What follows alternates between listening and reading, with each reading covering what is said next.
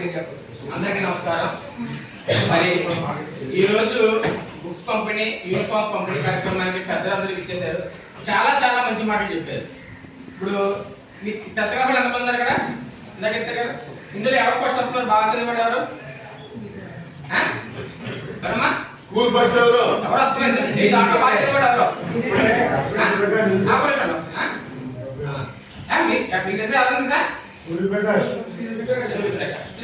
మీకు ఎవరు ఇక్కడ మాస్టర్లు అదే పేరు చెప్పారు, మీరు అదే పేరు చెప్తారు, మాకు కూడా తెలుసు, మేము కూడా అదే పేరు చెప్తున్నాం. ఇవాళ యూనిఫామ్స్ అంటే ఏంటి తెలుసా మీకు? మనుషుల మధ్య ఆర్థిక సమానత్వం అనేది, ఆర్థిక అసమానత ఉండకూడదు. అందరూ ఒకటే. ఇక్కడికి వస్తే, ఈ స్కూల్కి వస్తే డబ్బులు ఉన్న కూడా ఒకటే, డబ్బు లేనన్నా ఒకటే, చదువుకున్న ఒకటే, అంటే కొడుకైనా ఒకటే, చదువు లేని కొడుకైనా ఒకటే, అందరూ ఒకటే. అది యూనిఫామ్స్ అనేది గవర్నమెంట్ ఏర్పాటు చేసింది. గవర్నమెంట్ స్కూల్లో ఏ స్కూల్ అంటే ఆ భేదం అనేది ఇక్కడ కనపడకూడదు. అదే మామూలుగా అయితే డబ్బులు కూడా కొంచెం చొక్కా అయిపోతాం, మనం ఎక్కువ కొంచెం చేస్తాం అలా. మరి అలాంటప్పుడు ఆ అబ్బాయి ఒక్కడే ఎలా చెప్తున్నారు? మాస్టర్ అందరూ చదువు చెప్తున్నారా? అందరూ చదువు చెప్తున్నారు, కానీ మీకు తీసుకునే విధానంలోనే తేడా. తప్పు మాస్టర్ కాదు. ఇంకో విషయం చెప్తున్నా, స్కూల్ ఫస్ట్ వస్తే ఉద్యోగం వచ్చేద్దా? ఒక మంచి ఒక గ్రేడ్ 1 ఎగ్జామ్స్ ఉంటాయి. ఆ ఎగ్జామ్స్ పాస్ అయితేనే ఆ ఉపాధ్యాయులు ఇక్కడ ఉన్నారు, అవునా? అక్కడ పాస్ అవ్వని ఉపాధ్యాయులు మాత్రమే ప్రైవేట్ స్కూల్లో చెప్తారు. కరెక్టేనా కదా? ఒక మంచి ర్యాంక్ వచ్చి ఒక గవర్నమెంట్ జాబ్ కొట్టాలంటే ఎంత సాయశక్తిగా కృషి చేస్తుంటేనే ఇక్కడికి వస్తారు. ఇక్కడికి రాలేని వాళ్ళు ఏం చేస్తారంటే వాళ్ళకి ప్రాక్టీస్ ఏమంటారంటే అనుభవం కావాలని చెప్పి ప్రైవేట్ స్కూల్లో చేస్తారు. ప్రైవేట్ స్కూల్లో ఉన్న కూడా ర్యాంకులు సాధిస్తున్నారు. గవర్నమెంట్ స్కూల్లో అంత గ్రేడ్ 1 ఉన్న ఆఫీసర్లు చెప్తున్న విద్యార్థులు తప్పులో వస్తున్నారంటే తప్పు ఎవరిది? తీసుకునే విధానంలో తేడా. ఇంతమంది విద్యార్థులు ఉంటే ఒక్కడే ఎందుకు తీసుకున్నాడు? అతనిలో ఒక డెడికేషన్ ఉంది. వాళ్ళ తండ్రి గారు ఎక్కడ ఉన్నారు? ఎవరో పండుగారు అన్న పండుగారు అబ్బాయి నువ్వు. ఆ అబ్బాయి మాట్లాడే విధానం కూడా చాలా బాగుంటుంది, నేను గమనించాను. ఆ అబ్బాయి మైక్ లో మాట్లాడితే చాలా చక్కగా ఉంటది. లీడర్షిప్ క్వాలిటీస్ ఉన్నాయి ఇక్కడ. అంటే ఒకటి మనం ఎందుకు తీసుకోకూడదు? ఇవాళ ఇంకో విషయం చెప్తున్నాను, కార్పొరేట్ వ్యవస్థని బాగు చేస్తుంది మీరే, గవర్నమెంట్ వ్యవస్థను పాడు చేస్తుంది కూడా మీరే. ఎందుకు చెప్పమంటారా?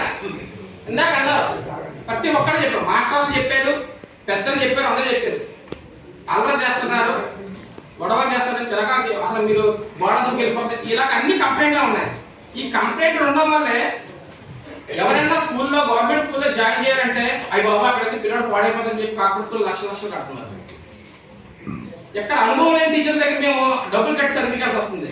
ఇక్కడ గ్రేడ్ 1 ఆఫీసర్, నెంబర్ 1 ఆఫీసర్, వాళ్ళ మాట వినాలని మీరు బాధపడుతున్నారు. ఒక్క విషయం చెప్తున్నాను, ఇవి ఒక శిల్పంట అతను అడవిలోకి వెళ్తూ ఒక రాయి దగ్గరికి వెళ్ళాడంట.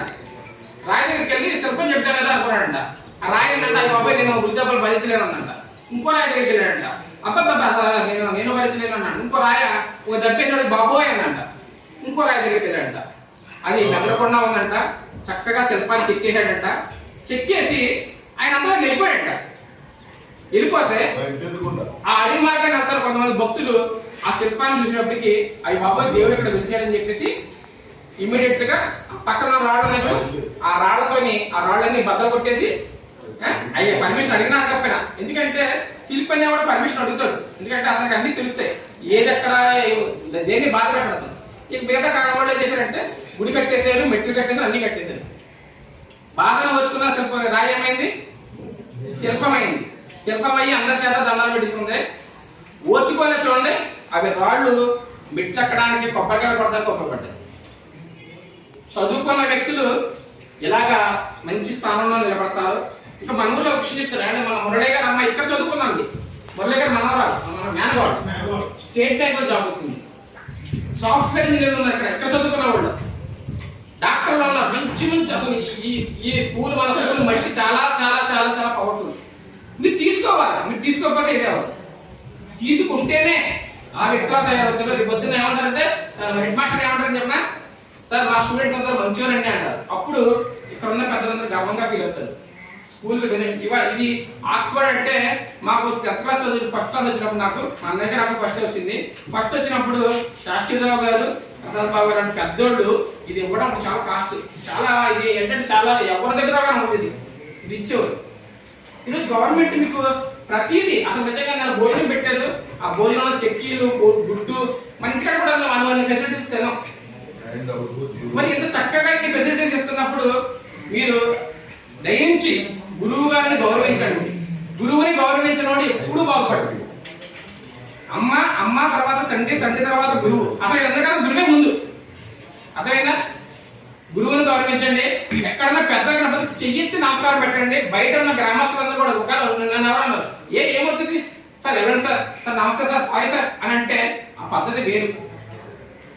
దయచేసి మీలో ఉన్న ఆ అసమానతను తొలగించుకొని తనే ఫస్ట్ తినే ఫస్ట్ అన్న మాట రాకూడదు.